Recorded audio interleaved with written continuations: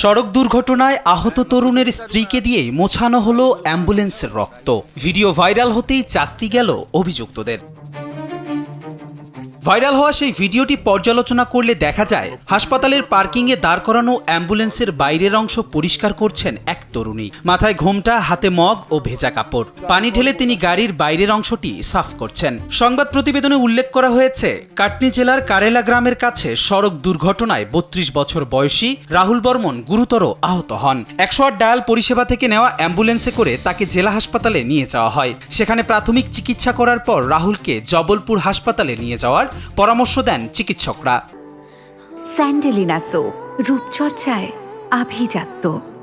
এই সময়ে মোহিত খটিক নামের অ্যাম্বুলেন্সের এক কর্মী রাহুলের স্ত্রী প্রমীলা বর্মনকে অ্যাম্বুলেন্সটি পরিষ্কার করতে বাধ্য করেন বলে অভিযোগ উঠেছে। আহতের স্ত্রীকে দিয়ে অ্যাম্বুলেন্স পরিষ্কার করানোর ভিডিওটি ভাইরাল হওয়ার পর ব্যাপক ক্ষোভের সৃষ্টি হয়েছে।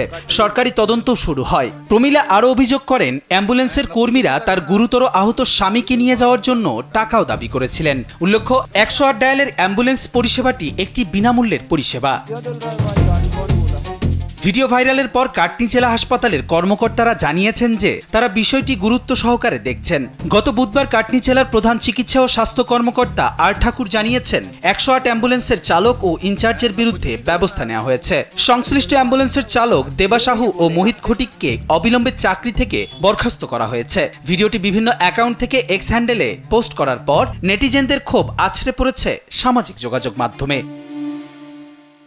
কবির চৌধুরী, জয়, কালবেলা।